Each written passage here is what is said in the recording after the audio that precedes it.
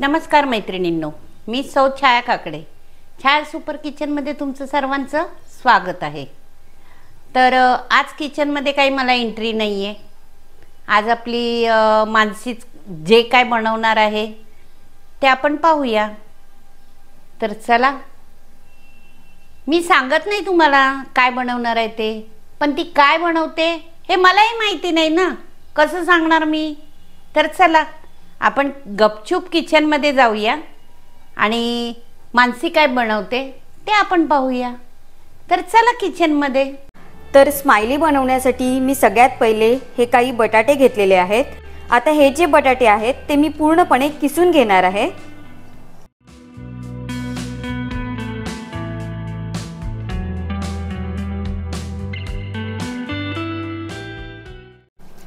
किसून घेतल्याने काय होणार आहे, आपल्याला जे पीठ बनवायचं आहे स्माइलीसाठी तर ते पूर्णपणे एकजीव होईल, त्यासाठी मी हे किसून घेते.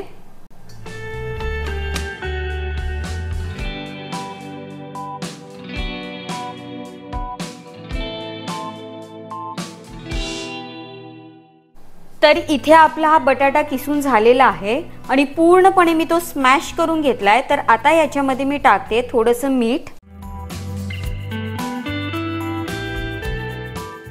चवीप्रमाणे मीठ टाकून झालंय. आता यामध्ये मी टाकते थोडंसं लाल तिखट, अगदी थोडंसं टाकलेलं आहे मी.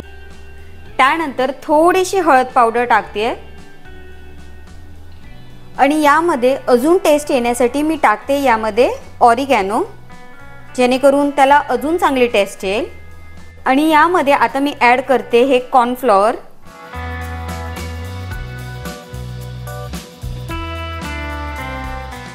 आपला हा बटाटा पूर्ण एकजीव होईल एवढं तरी ते कॉर्नफ्लॉवर आपण यामध्ये ॲड करणार आहोत. आणि आता हे सगळं मी मिक्स करून घेते.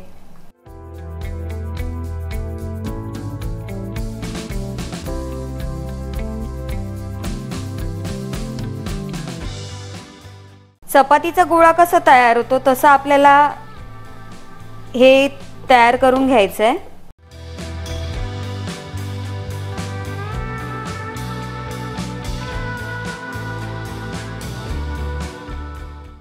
आपला हा गोळा तयार होतच आहे, तर त्यामध्ये अजून ते चिपकू नये सो त्यासाठी मी याच्यामध्ये ऑइल ॲड करते.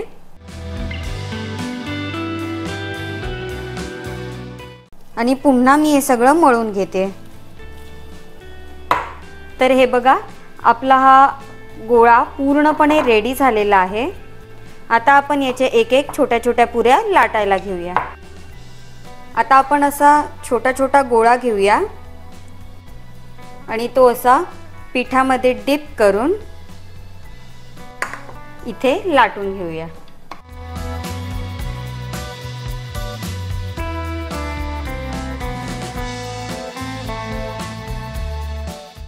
आणि त्यानंतर आपण याला छोट्या वाटीने किंवा तुमच्याकडे कुठल्या बरणीचं झाकण असेल त्याच्याने तुम्ही असे राऊंड शेपमध्ये कट करून घेऊ शकता.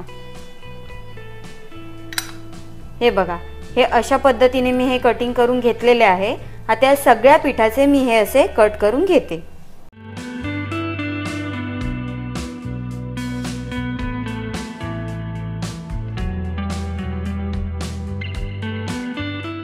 आता अशा पद्धतीने मी या पुऱ्या छोट्या छोट्या लाटून घेतल्या आहेत. आणि त्यानंतर मी हा स्ट्रॉ घेतलेला आहे, त्याच्याने मी काय करणार आहे, असे 2 गोळे करणार आणि चमच्याने अशी लाईन हे करणार आहे. तर अशा प्रकारे मी या सर्व स्माइली करून घेतलेल्या आहेत आणि मी या थोड्या वेळासाठी फ्रीजमध्ये ठेवल्या होत्या सेट करायला. आता 15-20 मिनिटासाठी मी या ठेवल्या होत्या.